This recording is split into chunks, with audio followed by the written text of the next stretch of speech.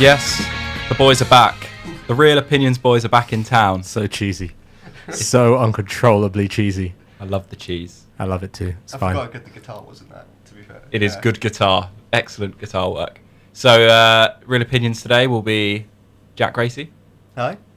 Ben Robbins, Hello. and myself, James Chadwick.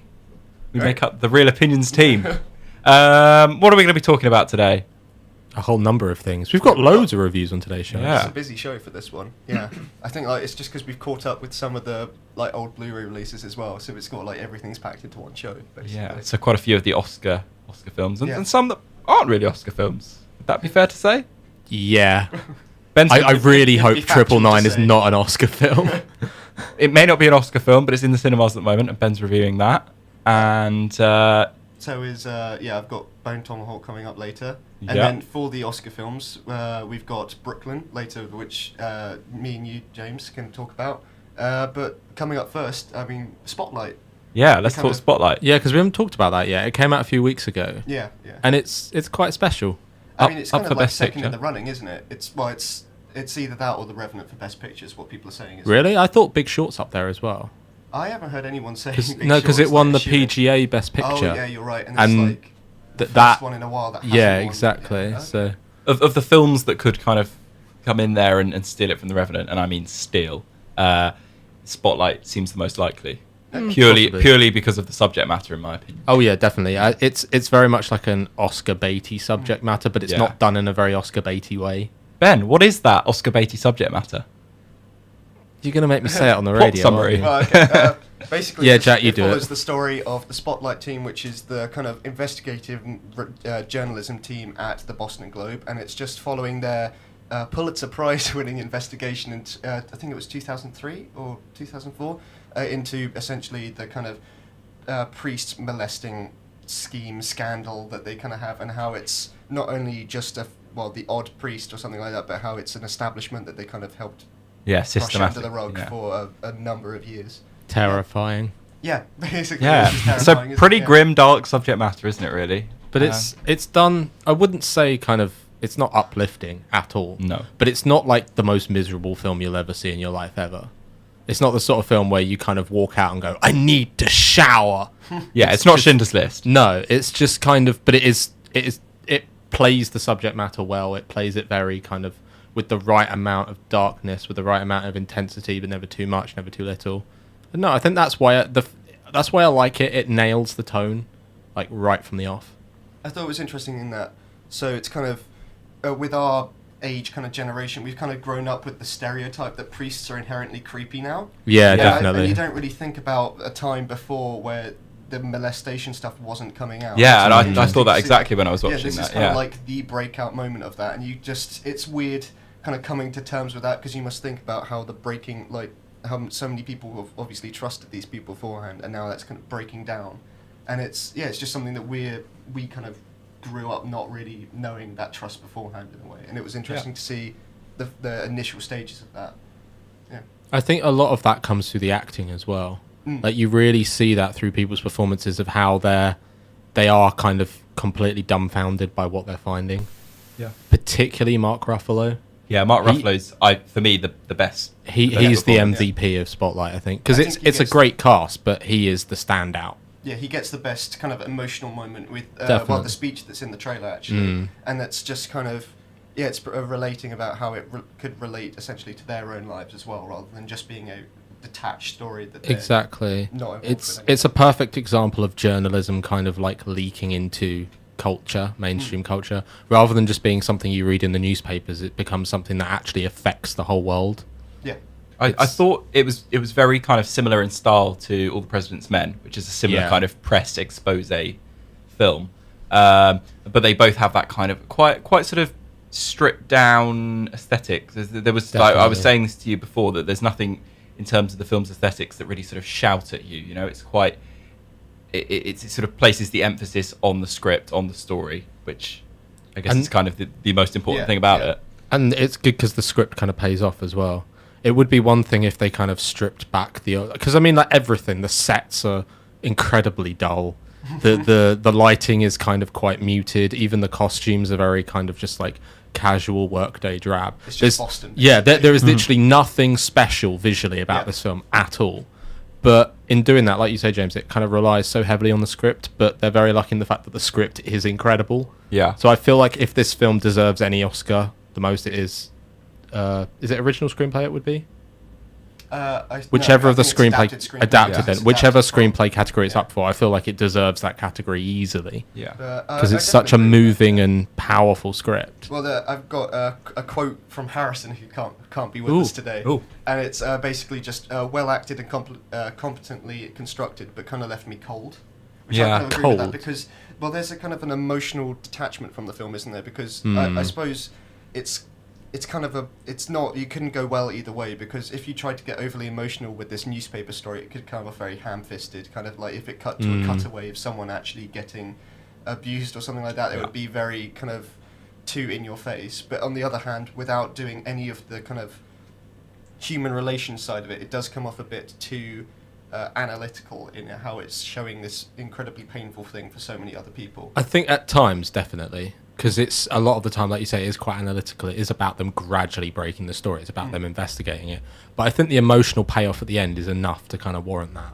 Yeah. I think there is a bit of a sucker punch at the end when they finally do have the evidence and they can kind of deliver the story as you read it in the newspaper now. And it is very, very moving at the end without being sappy. See, I agree with that to an extent, but I didn't feel like it did have that real sort of significant payoff at the end. Really? I didn't leave.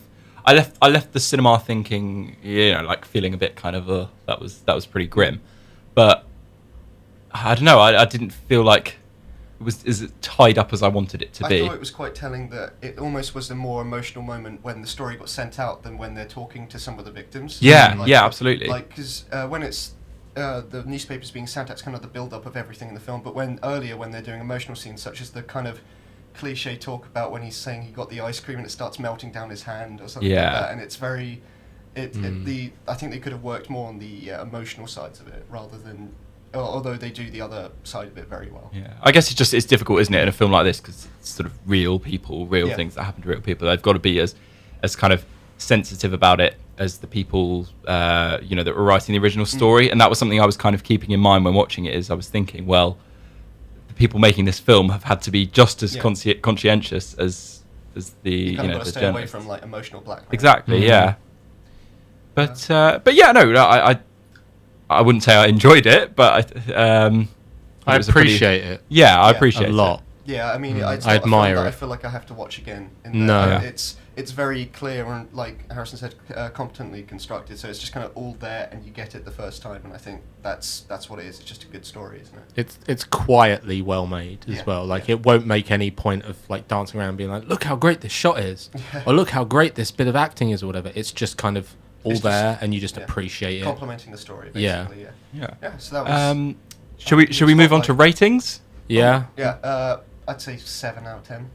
Yeah, I'd agree with you on that. I'd go with an 8. I Yeah. feel like as kind of competent and quiet as it was, it still feels like that needs to be celebrated in a way, because there are a lot of films where you'd go like, oh, that bit's wrong, or that bit's wrong, or his bit of acting there was too over the top, or whatever. Whereas here, I felt like it was mostly on the level, and it was. I don't know I agree what with you. more to say. It's on another. It's better than most true stories. Exactly, films. yeah. It's not trying. It doesn't feel like it's trying to embellish the facts. And I never sat there thinking like, oh, this is just over dramatized Oscar garbage. It felt quite sincere. Yeah. Yeah, and I that's liked true. that. I Great. definitely agree with that. Anyway, moving on from Spotlight. Spotlight is, of course, set in Boston. so here to lighten the mood a little bit is Boston with More Than a Feeling. Tenuous things you can find.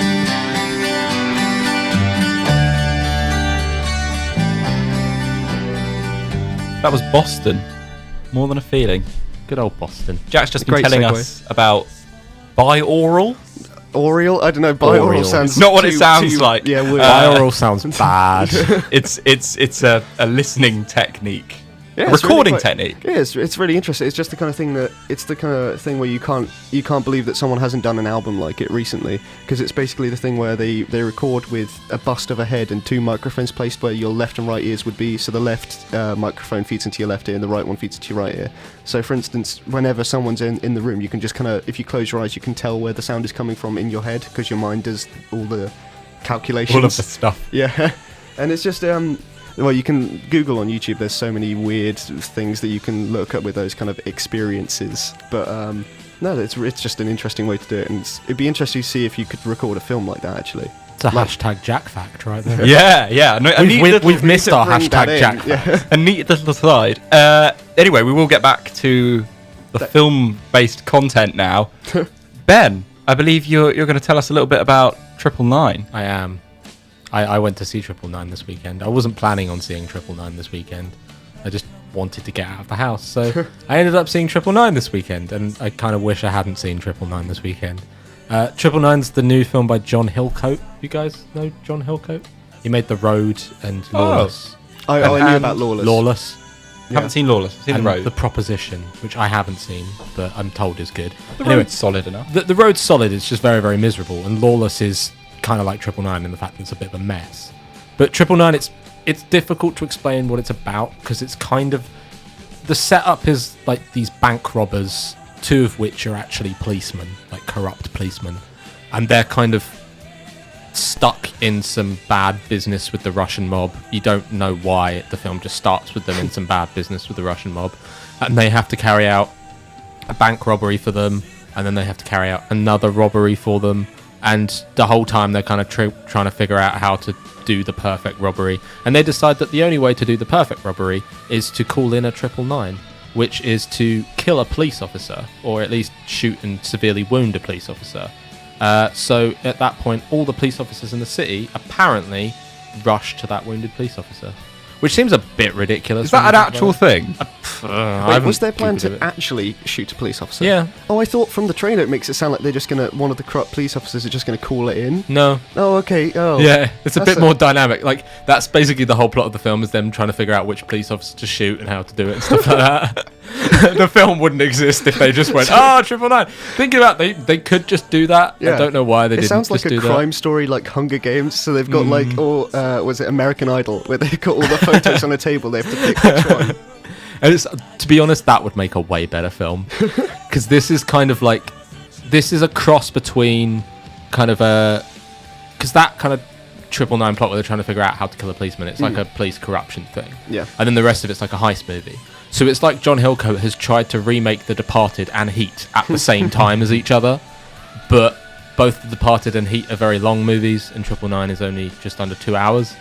So this feels like this huge like crime epic that has just been chopped down and chopped down and chopped down to the point where there's just barely anything left. It's like a little bit of characterization, because you kind of get this group of characters. There's probably about 5 or 6 of them as it moves on that you actually kind of stick with, because it's got this incredible cast. I was going to say, it's got a really solid cast. Casey Affleck, Chiwetel Ejiofor, Anthony Mackie, Aaron Paul, Norman Reedus, Was Woody that Harrelson, Chiwetel- Kate Winslet. Chiwetel Ejiofor. Chiwetel Ejiofor. I thought it was Chiwetel. What was it? I What- have no idea how to what- pronounce his We name. won't get Chiwetel into Ejiofor. the technicalities Yeah. of that, because it's a complex one. Okay. But yeah, there's loads of like incredible actors and actresses and stuff in it, but none of them are particularly in it for very long, and you don't really know who you're supposed to be following, because it kind of starts with Chiwetel Ejiofor, and then it kind of moves away, and you end up following Casey Affleck a bit more, then Anthony Mackie a bit more, and it's like it's impossible to know who the protagonist is, and it kind of feels like it needs a protagonist because you don't know who to invest time in, and it's all just a bit of a mess. It sounds like they wanted to make the film. They thought, like, we'll reach out and we'll get a really great B-list actor, and then they got too many, and then they were just like, they worried which one to make the main character, so they made all of them. Basically, yeah. And you end up with like Chiwetel Ejiofor and Casey Affleck, their characters are relatively well fleshed out. But then you get people like Norman Reedus, who is like pushed aside within the first 20 minutes. And you get people like Aaron Paul that show up just to cause mayhem every now and again and do nothing. Woody Harrelson and Kate Winslet are basically just like stereotypical. Like Woody Harrelson is the same corrupt, well, he's not even corrupt, just the same like drunk police detective you've seen him play 100 times before. Yeah. And Kate Winslet is just that Russian mob woman that you've seen played by other people 100 times before. Is her accent any good? No, not really. Well, the thing is, she's kind of... The accent is Russian, but I have a feeling she's not Russian. Who, Because- Kate Winslet? No, Or- the character. Because, like, she mentions Okay. things about the Russian mob every now and again, but then she also talks a lot about Israel, and they have a house in Israel, and Okay. her husband's been held in Israel, and all this, like, stuff that, again, is just really confusing. They have all these, like, mini plot developments like that, which are flashed through in the space of about 20 seconds. So you never really figure out if you're supposed to have been listening to them or if they're actually going to have a big part of the plot or what. And then kind of at the center, you have these three major action sequences, one at the beginning, one at the middle, and one towards the end, that are kind of the bank robbery bits that are supposed to kind of pull it together, the set pieces. And those bits are actually really good, especially the beginning. There's a bank robbery sequence at the beginning, which is really good. It's kind of... Did you guys ever see the Ben Affleck film The Town? Yes. Yeah. It reminded me a lot of those bank Okay. robbery sequences. Like really, really well shot, really well put together, quite slick. Like they knew what they were doing. And then it gets bogged down in this really crummy corruption story. And you're waiting for them to get back to the bank robberies. But as it goes on, the bank robberies have less and less of a stake in the film. So by the end, the final bank robbery is kind of like almost glanced over. There's no preparation. It just comes completely out of nowhere. There's only like 2 characters involved in it. And it's just really, really underwhelming. That's the problem with this film. There's so many elements that could work really well together. There's so much potential for a lot to go on, but because they've chopped it down so much, it ends up feeling like this is the only comparison I felt like I could make when I came out of the film. I was like, it's kind of like the 3rd series of like some CBS detective show. Where losing its legs a bit. Yeah, well, it's kind of like it's losing its legs a little bit. And it feels like all the characterization they're going to do has been done already. I see. So you kind of jump into this film not really knowing who any of the characters are, but the story expects you to know them, which is kind of a major problem. So yeah, on the whole, it's just a bit of a mess. There's signs of it being good, but there's not. And then like the end just completely runs away with it. They kind of like they start knocking characters off like there's no tomorrow without any real tension, or there's death sequences popping up left, right, and center with completely out of nowhere. It's just a mess. What rating would you give it?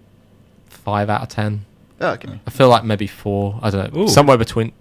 I don't know. Can I say somewhere between a 4 and a 5, or is that too pedantic? Seems fine. I mean, it's just so it's just below average, essentially. Yeah. Like, I'm going to go with a 4 just because it annoyed me. Fair enough. And news just in, we have the proper pronunciation. Oh, are you going to correct me? pronunciation. on- No, I'm not really going to correct you. No. It's Chiwetel Ejiofor. So you're supposed to say the J. I think you said Chutel, and I just jumped on you. for. Chiwetel. I think you gotta give that I emphasis. Okay. He sounds like a James. great Shakespeare character. Anyway, Thank you for the pronunciation lesson. you saw a film called 999, of course. Oh yeah, this is more kind of like really Our segues just get better. dire attempt at tying a song in with 999, because there are honestly like no songs in 999. There's like actually the score. There were about 4 people that did the score. One of which was Atticus Ross, who's the guy that worked with Trent Reznor on The Social Network and Gold Dragon Tattoo Scores. But it's barely noticeable. So we figured we'd try and find a song with the number 9 in the title, and we've ended up with 99 Love Balloons. We got 2 9s. Yeah, Not quite so 3, but we did all right.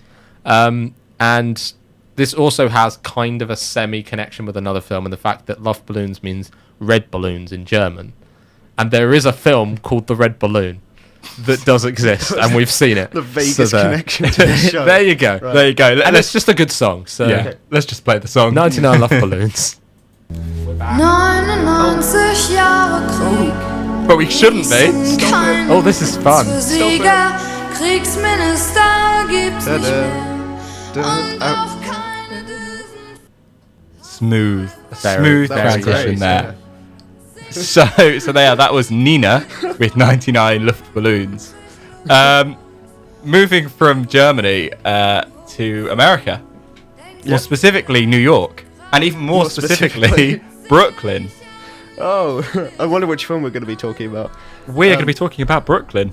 Brooklyn is one of the. It's the Oscar nominated for best film. I don't know if it's. I think it's probably for costume design as well, or It's something up like for that. like I think screenplay as well. Oh really? Or Okay, it's adapted maybe screenplay, isn't it? actress or- Because it's from yeah. the novel. But it's about Saoirse Ronan. I can't remember her. Saoirse character. Ronan, yeah. Saoirse Ronan. There you okay. go, more pronunciation. That's Yeah, yeah, You're yeah. getting right on that. And I can't remember what her character's name is. Her name is Aisha. I think it's Aisha. Aisha. And she's just an Irish immigrant Ellis. in Brooklyn. And Ellis. Yeah, Ellis. And it's just basically just about her trying to fit into this kind of culture, getting over the culture shock really of moving away from home and moving to a completely different country. And then afterwards it develops into a love story, kind of love triangle, will she, won't she kind of story. And yeah, it's just a feel-good film, isn't it? Yeah, it is a feel-good film, and actually I thought, particularly kind of from the first 15, 20 minutes of the film, it seemed like it was going to be quite drab and quite austere. I think that's just the island part to me. yeah, well, exactly. But actually, it sort of turns out it's quite a good sort of funny British film, Yeah. kind of in line with sort of things a bit like things like About a Boy, that kind of sort of well-written Yeah. comedy. It's interesting that you made that. And I comparison. know, and there's a reason why I said that. Okay. Because the book is written by an Irish author, Oh, right. whose name has completely escaped me. But the adapted screenplay was done by Nick Hornby, who, of course, Yeah, yes, okay. wrote About a Boy. And that is absolutely the single best thing, I think, for me about Brooklyn. It's one of the best written films I've seen this year, for sure. It was very good at getting you to invest in characters that would otherwise just be really cardboard cutout, like just Yeah. bland in any other kind of feel-good Oscar film. Like they have the family, the occasional family members that are off on the fringes, and they could easily just feel like stereotypes of this is the loud child, this is the annoying Yeah. mother, or something. But they all feel very real in the way that they're written. Yeah, and they all have nice nuances, and there are some. I mean, there's a lot of sort of dinner table scenes in this film. Yeah, it's- so it's many like dinner half table scenes. dinner table Yeah, scenes, yeah. but they're kind of where some of the funniest moments happen, because you've got Julie Walters in the film, and she is as brilliant as Julie Walters always is. She's Irish in this, in New York, and she's very funny. Saoirse Ronan is very funny. I mean, I mean, it's very easy to say that you got wrapped up into the romance of it, but it was quite. I felt like I was more invested than the typical film to see which one she'd kind of end up with. Yeah. I mean, more than any other teen film or stuff Yeah, like that. But, yeah, because it does sort of pose that divide there. It's about like two different lives, which man she chooses. It's about. Yeah, that's not and a it's- spoiler to say that. I So don't it's think. kind of like a love triangle. it's Or are not they on really love different triangle in that Oh, they're the on two guys don't know each other Right, at all. okay. So it's so she goes over to America and she's kind of struggling to fit in, and then eventually she meets the guy that kind of eases her into American society. And then afterwards, there's a reason, I won't give away for plot reasons, but she has to go back to Ireland, and that's where she meets Domhnall Gleeson. And then it's kind of do I choose the comfort of home or my new life that I have building already? Identity crisis. Yeah, yeah. Yeah. And- So, sorry, just to add, it's Colm Tobin that it's Colm written. Tobin. Colm Tobin, Oh, who right. also wrote The Master. So there you go. What's the Oh. Is that the? The P.T. Anderson film. Oh, is it P.T. Is Anderson? it based on a book? Maybe No, it's it's not. not. No, No, ignore that. no, Ignore no, that. It's wrong. The film's not going to change your life, or it's not going. You're not going to come out thinking about it for days or anything No. like that. But you're going to come out with kind of a warm, fuzzy feeling. Yeah, it was a pleasant Aw. one. And when I spoke to you about it a couple of days ago, you said to me that it was that same kind of like level of melodrama as Carol. Yeah, I think we're becoming the romance film watchers Yeah, of the group.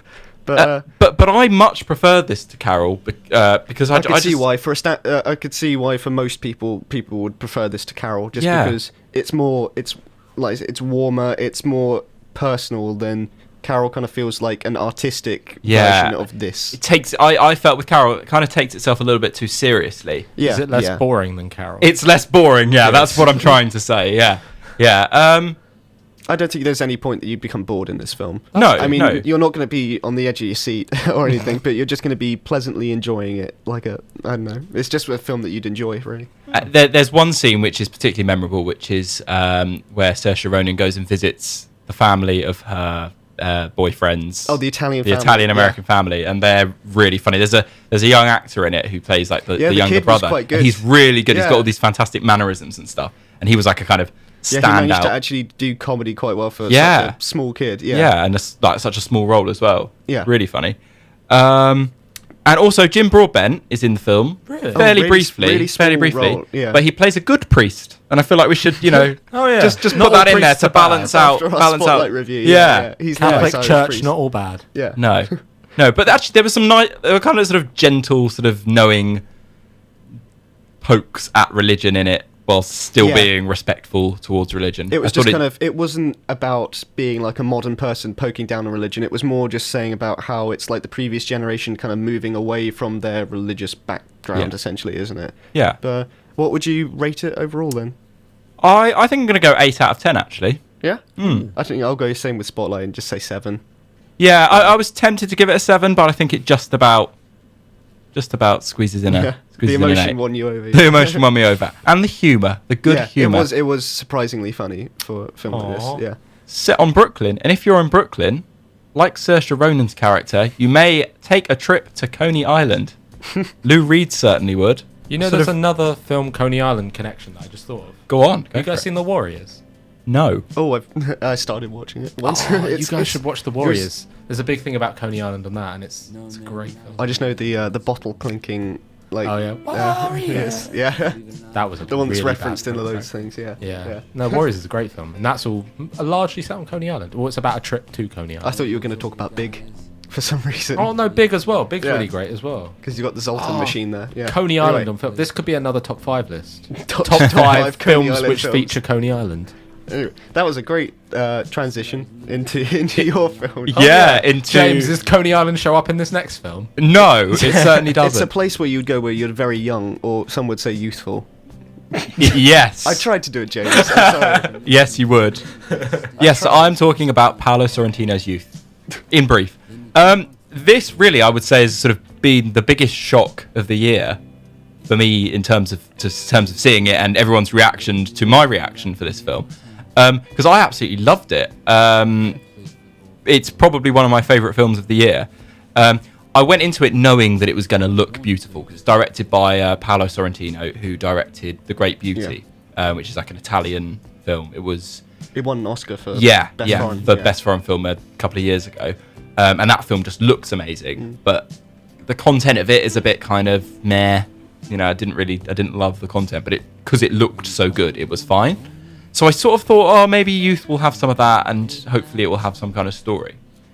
I thought the story was actually really good, and for me, it kind of was a sort of I don't want to say a farewell, because hopefully Michael Caine will be in plenty more films, but it was kind of like it was like an ode to Michael Caine. He was absolutely brilliant in it, and I cannot understand why he hasn't been Oscar nominated, because for me it's like the best thing I've ever seen Michael Caine in. He's really his good. best performance. In my opinion, yes, and I say that with in my opinion. I mean, I'm not going to lie. I don't think Michael Caine is like an amazing actor. Well, the problem is a lot of the time he admitted it himself. He just does films for the paychecks. Yeah, Like Yeah. Jaws 4: The Revenge. There's that famous story with that where he literally said he stopped reading the script after the opening line because it was exterior beach Hawaii.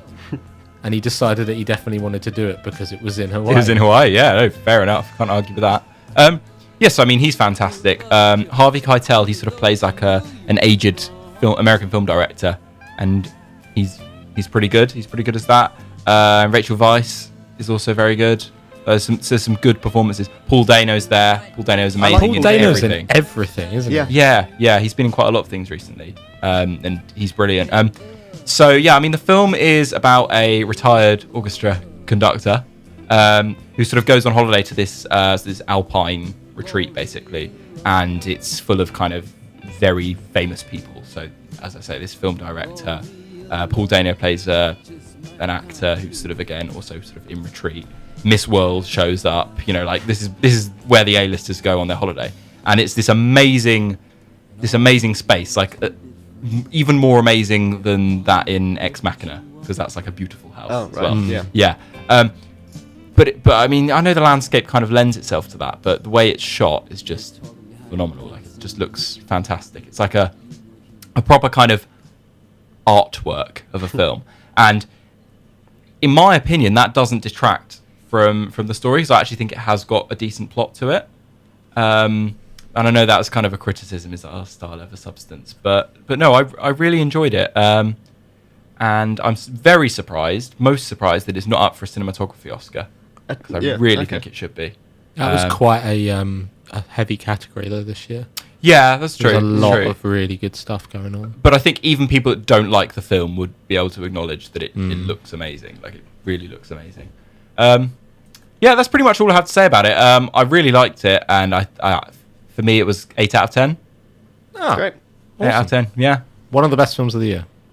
One, yeah, for me. So one of it's the in, best. so I it's say, it's in your top 10, basically. yeah, I'd say so. So far, I mean, it's so early into the year. I mean, so Exactly. It's Anyway, change. Michael Caine's character in the film is kind of famed for his sort of simple songs that he comes up with, which basically is kind of like a piece of classical music.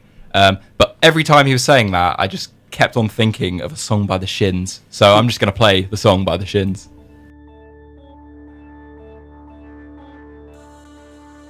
And it's Bone Tomahawk, so it's a Western horror film by first-time director S. Craig Zahler. I don't know, he hasn't done anything before, and it stars Kurt Russell, Patrick Wilson, and Richard Jenkins. And the general plot is that it's about a group of bandits that disrupt an Indian burial ground and flee essentially to this small western town, and that brings the disgruntled tribesmen over to the town, and they start abducting people from the town, and then it's up to the sheriff Kurt Russell to kind of bandy together this group to eventually go and take back the people. And it's just kind of, it follows their travel over to the tribesmen, and then kind of like the dark conclusion to it. And so essentially a lot of the film is just about it embracing the genre that it comes from, so the genres that it comes from, because it is a Western horror. And with this, it kind of has good aspects and bad aspects. So for instance, with the Western, for the first part, it's got all the kind of character stereotypes that you see mostly, like there's the sheriff, there's the kind of mysterious mysterious guy that kind of, he's got a dark backstory that they associate to. There's the kind of bumbling deputy, and then there's the devoted husband that's kind of following them just to try and save his wife from these savages. And it's in these kind of moments where you can kind of see that even though it's following these kind of basic genre structures, is that it's actually a very good script behind it. Like, you wouldn't expect from a first film, essentially. Yeah. But a first film it is. But it's actually really quite cleverly written. Like, it's easy to compare it to kind of Tarantino kind of style now, especially if it's a Western, and where the people kind of talk about not nonsense, but they kind of talk about stuff that's not related, and through it they kind of give away aspects of their character. Right. And it's all about how that kind of blends into one plot, essentially. And it's also good that you can kind of see from this is that the performances behind it. So Kurt Russell, Patrick Wilson, Richard Jenkins, they all kind of give great performances, which again you wouldn't suspect from such a small budget film. Well, I'd be interested to know what you thought of Richard Jenkins, because I always think Jenkins was probably the best one. He's always underrated. Really underrated. He's always actor. the secondary. I mean, the only thing that I've spotted him from that I can remember was Cabin in the Woods. But he's in Liberal Arts as well. He's really great. There's a couple other films. And The Visitor. Oh, really I know good which in one that. you mean, Yeah. I feel like he likes low budget horror, because he was in Turbo Kid apparently as well. Was he? Yeah, like in a really Was small he? role. Yeah, I think he's the voice of a character or something like that. That would But he make is. sense. But and it's kind of so the good aspects of the Western is that it's got a good script and it's got good performances to it, basically, and it kind of raises up the standardness of it. As for the horror aspect of it, it's kind of harkening back to this. Well, from looking up, it's kind of referencing the cannibal film. So it's a like Cannibal Holocaust. Yeah, exactly, like right. Cannibal Holocaust. So it's kind of this series of exploitation films, that kind of Italian exploitation films from the 60s, and it's kind of getting a bit of resurgence now at the moment, because there's the Green Inferno that Eli I just Roth saw filmed. that this week, actually. Oh, really? Yeah. It's terrible. Because they've got that, and then the director of The Girl That Walks Home Alone at Night, she's doing one right after this. All right. That's also a cannibal film, and that's starring Jim Carrey. Oh my. Which sounds strange, but yeah, it's kind of I'm going through a Googling mini. that. Yeah, it's kind of going through a mini resurgence at the moment, and it does that bit well. Like, it's only the last quarter of the film, but it's very, very visceral gore, very but the thing that really stood out for me for that aspect was the sound design, because I mean it's easy for cheap films to just have really standard kind of, they Google blood sound or something like that, but it was so horrifying, the sounds even more so than the visuals, and also there's like the cannibals kind of had this howling noise that's so chilling that you wouldn't really find in something where they put less effort in. But and that's kind of the good part of the horror, is that it's got all the gore and it's got all the sound design very well. But then on top of all this, there are the bad aspects. So for instance, I feel like the director doesn't like the Western aspect as much as he likes the horror film, so it kind of drags in the Western bit, which is around 3/4 of the film. Yeah. And it's dragged by these. So they kind of, I said before, they kind of talk about useless things in a very Tarantino way, but they kind of, it's like they talk about this useless thing, but with an underlying point that it does add something to the character. But there are so many of these scenes that they feel useless in that. So I don't really need another scene where they build up this character, because we've only got 2 hours, and it spends 1 hour 40 of them getting to the cannibals. Right. And it's just, I mean, it starts off very good and very it captivates you from the beginning, and then you kind of lose interest throughout it. And by the time it gets to the final scene, you're hooked because it's so chilling and it's so in your face, but then by that time you kind of stop caring about the characters. And also with the horror aspect of it, it's kind of like a Western where all the characters make stupid decisions. Like, so it's the horror idea. It's like, oh, we have to do this, but then things are going to get worse, and then we'll do this to make it better, but it's going to get worse because it's a stupid idea.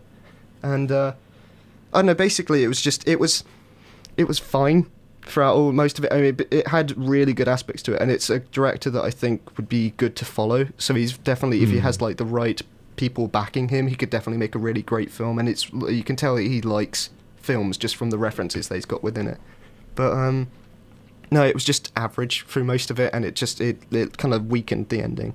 And so I overall I'd give it like a 7 out of 10 again. Okay. That means that I've given every film 3 sevens. That's 3 sevens. Yeah, it's becoming my new triple 6. 7. Yeah, it is. Triple It's nine. becoming my new 6, 6. yeah. But that's good. I mean, that means that I like them all more than a 6 out of 10. But it's a film that I would recommend that people that like kind of slower and gorier films, but if not, then don't watch it. This film, I kind of feel like I just want to watch the end of this film now, rather Yeah, than the whole of yeah, it, because I think slow films really bore the hell out of me. So. Some people compared it to the end of The Descent. I mean, I haven't seen the end of The Descent, Ooh. but it's very, yeah, you kind of want to look away at the same time, but yet also you want to watch. It's rare that you find a film that intense. Yeah. So But, I'll look into this. Yeah, and I did not expect it to be 18 before I went in. So. Anyway. But Bone Tomahawk is starring Kurt Russell, and of course Kurt Russell was also in Hateful Eight, Yeah, another Western. another Western. The And Western we're gonna Return. close today's show with Apple Blossom by the White Stripes, which is part of the Hateful Eight soundtrack. That's not up for best song, is it? But the film, No, because it's not a new original song. no. But I think the score is nominated. The score, Ennio Morricone's score is nominated. Yeah. Anyway, thank you for listening. Yes, as Yeah, always. Yeah, thank you. We will be back again at the same time next week. For a completely different show. We never know what these are going to be until like 20 minutes beforehand, do we? It's Hey, quite you're not fun. meant to admit that. No, it's quite fun. I think there's a lot of spontaneity to it. Yes. I like- And we'll have a jumbled cast of presenters next Exactly. week. Harrison will probably be back next week. Yeah, he'll And show we me. can might be yell a- about things. Yeah. We might be able to rope Chris in. Maybe. Yeah. I think Chris Oh, is... if we How can many get of all these 5 has of us. Chris actually been on? I think he's been on a few. He was on with me 3 weeks ago or something like Right. that. Yeah, so we have had him on. Yeah, we should He pull is him still a back. member of the Real Opinions. we love him dearly.